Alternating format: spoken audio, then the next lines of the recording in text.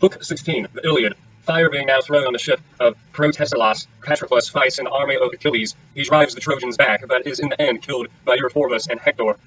Thus did they fight about the ship of Protesilaus. Then Patroclus drew near to Achilles, with tears welling from his eyes, as from some spring whose crystal stream falls over the ledges of a high precipice. When Achilles saw him thus weeping, he was sorry for him, and said, "Why, Patroclus, do you stand there weeping like some silly child that comes running to her mother, and begs to be taken up and carried? She catches hold of her mother's dress to stay her, though she is in a hurry, and looks tearfully up until her mother carries her. Even such tears, Patroclus, are you now shedding? Have you anything to say to the Myrmidons, or to myself? Or have you had news from Pythia, which you alone know? They tell me Menœtius, son of Actor, is still alive, as also Peleus, son of Aeacus, among the Myrmidons, men whose loss we too should bitterly deplore. Or are you grieving about the Argives, and the way in which they are now being killed at the ships, through their own high-handed doings? Do not hide anything from me, but tell me that both of us may know about it." Then, O knight Patroclus, with a deep sigh, you answered, "Achilles, son of Peleus, foremost champion of the Pythians, do not be angry, but I weep for the disaster that has now befallen the Argives. All those who have been their champions so far are lying at the ships, wounded by sword or spear.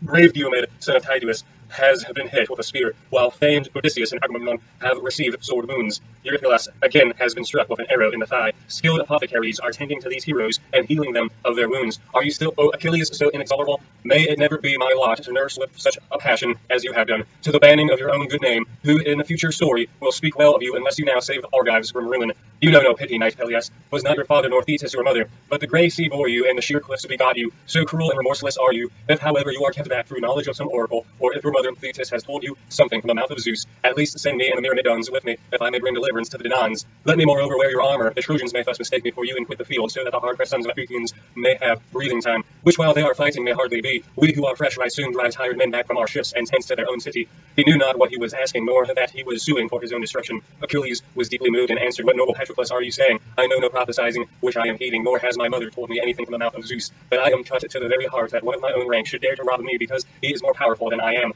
This, after all that I have gone through, is more than I can endure. The girl whom the sons of the Pythians choose for me, whom I won as the fruit of my spear, on having sacked a city, her for me, whom her has King of Agamemnon taken from me, as though I were some common vagrants. Still, let bygones be bygones, no man may keep his anger forever. I said I would not relent till battle and the cry of war had reached my own ships.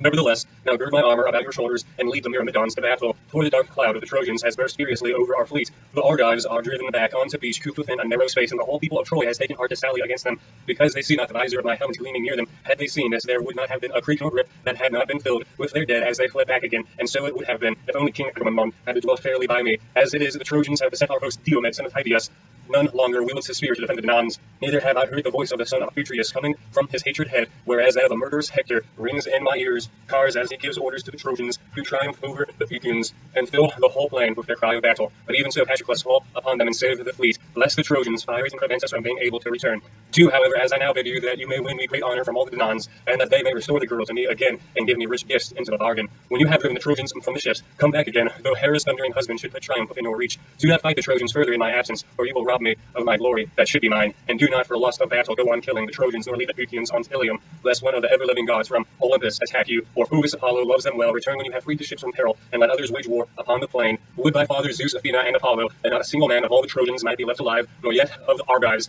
but that we two might be alone left to tear inside the mantle that veils the brow of Troy. Thus did they converse, but Ajax could no longer hold his ground to the shower of darts that rained upon him. The will of Zeus and the javelins of the Trojans were too much for him. The helmets that gleamed about his temples rang with continuous clatter of the missiles that kept pouring on it, and on the cheek pieces that protected his face. Moreover, his left shoulder was tired with having held his shield so long, yet for all this let hardly draw his breath. The sweat rained from every pore of his body. He had not a moment's respite, and on all sides he was beset by danger upon danger. And now tell me, O Muses, that of all your mansions on Olympus, how fire was thrown upon the ships of the Pythians. Hector came close up and let drive with his great sword at the ashen spear of Ajax. He cut it clean in two just behind where the point was fastened onto the shaft of the spear. Ajax therefore had now nothing but a headless spear, while the bronze point flew some way off and came ringing down onto the ground. Ajax knew the hand of heaven in this, and was dismayed at seeing that Zeus had now left him utterly defenseless, and was willing victory for the Trojans. Therefore he drew back, and the Trojans swung fire upon the ship, which was at once wrapped in flame.